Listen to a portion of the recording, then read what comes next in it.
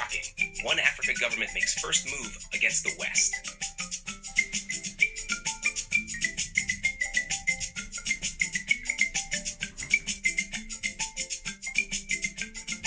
By Takunda Mabika, Southern Africa Breaking News. Tisu Vanhu Vacho. And this time, we're standing for all of Africa, not just survival, but supremacy. Welcome to the shift. Africa, something historic is unfolding before our very eyes. In a move described as strategic, shocking, and overdue, the newly forming One Africa government has reportedly made its first major decision, and it directly challenges the dominance of Western powers. This is not fiction. This is not speculation. According to Chairman Shadow, our senior insider in the African Union Advisory Circle, the first shot has quietly been fired in Africa's political rebirth. And this time, it's Africa setting the terms. This video brings you exclusive leaked details from AU boardrooms, whispers from top diplomats, and private memos between African states, all pointing toward a massive shift in how Africa will deal with the world from now on. The West is watching. The question is, are you? Part 1. What happened inside the AU meeting? Let's start with the source, a classified virtual summit held just 3 days ago between top AU leadership and representatives from 27 African nations.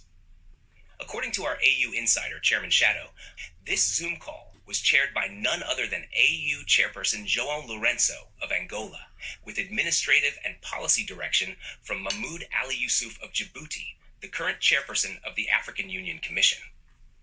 On the agenda, a confidential vote on whether Africa should begin pulling diplomatic weight away from Western institutions, specifically on 2 urgent issues. 1.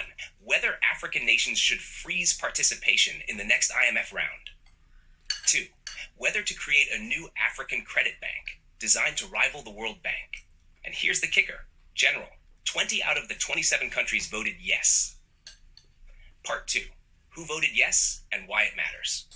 Countries that supported the motion include Burkina Faso, Traore's revolutionary influence again, South Africa, Kenya, Tanzania, Algeria, Senegal, Uganda, Zimbabwe, Namibia, Rwanda, Egypt. According to Mama Pan Africa, a fearless diplomat we trust deeply, these nations argued that Western institutions continue to profit from African poverty, and that it's time to redefine partnerships based on equality, not pity.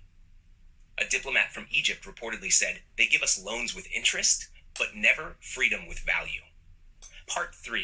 Introducing the African Credit Bank, ACB.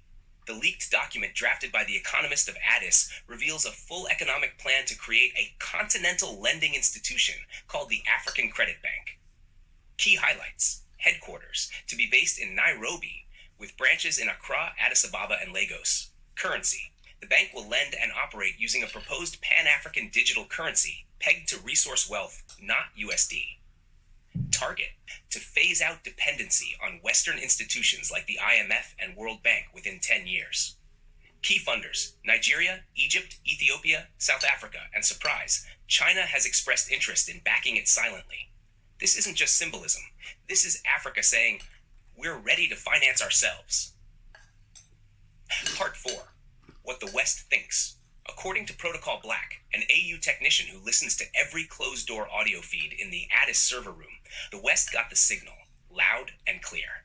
The U.S. Embassy in South Africa allegedly requested an emergency intelligence briefing after the AU meeting, while an anonymous EU source described the plan as the most direct threat to post-colonial economic power we've seen since the non-aligned movement. France is reportedly furious, especially with former colonies like Senegal, Burkina Faso, and Mali being among the most vocal. But Africa says, enough. Traore's role, the catalyst. Ibrahim Traore was not the loudest in the meeting, but according to Chairman Shadow, he made the most unforgettable statement when he said, Africa will no longer be a market for their leftovers. We will now be the kitchen. That moment, General, that moment shook the virtual table. Even South Africa's delegates paused. Botswana's usually reserved diplomat reportedly stood up and clapped. The revolution is real. And Traore's voice continues to be its thunder. Part 6. Youth movement backing the shift. Across TikTok, Twitter, and WhatsApp, young Africans are cheering the move. In Ghana, a university student protest held signs saying, "One Africa, no chains." In Nigeria, a viral video showed young software developers creating mock up apps for the African Credit Bank. In Zimbabwe, war veterans are openly supporting the decision to reduce IMF reliance. We're not just seeing political change, we're witnessing continental awakening. Part 7. Why Africa is stronger together. Let's talk facts. Africa has 60% of the world's uncultivated arable land.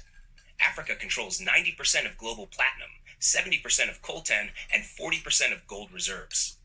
The continent is the youngest on Earth, with 70% of its population under 30. And yet, we've been borrowing from old men and old buildings in Washington and Brussels? No more. With the One Africa government, resource-backed decisions will now be made by Africans, for Africans. Part 8. Is this anti-Western? No, this is pro-Africa. Let me make this very clear. This is not anti-West. This is pro-Africa. Africa is not isolating itself. It's asserting itself. We will still trade, still partner, still build. But no more blind loyalty to systems that don't serve us. That's over. Even Chairman Shadow confirmed it. We are not burning bridges. We are building new highways. And this time, we are the engineers. Part 9. What comes next? Next week, the African Union Parliament in Pretoria is scheduled to vote on whether to make the African Credit Bank official AU policy. If passed, each country will be required to contribute 0.4% of GDP towards startup funds. Countries will gradually reduce IMF and World Bank exposure over 5 years. AU financial education programs will launch continent-wide in schools and universities. This is Africa writing its own playbook. Part 10. American reactions.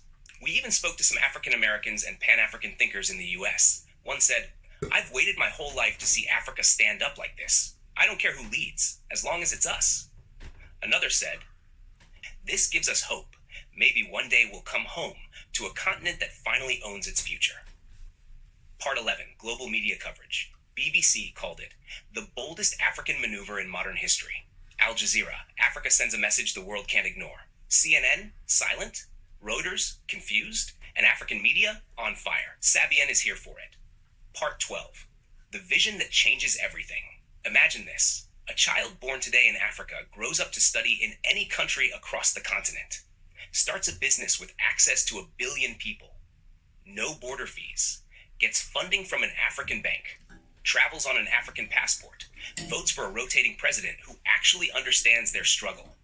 That's not a dream anymore. That's a decision. This is not just a video. This is a moment. To every African watching this, from Cape Town to Cairo, Harare to Accra, this is our time. The One Africa government isn't a future idea anymore. It's now. And with every move we make, every decision we take, we remind the world we are no longer begging to be seen. We are standing, united, and ready to lead. Subscribe to Southern Africa Breaking News Yen, where we say what others fear. Presented by Takunda Mabika. Tisu Banu Vacho. Let's make Africa whole again.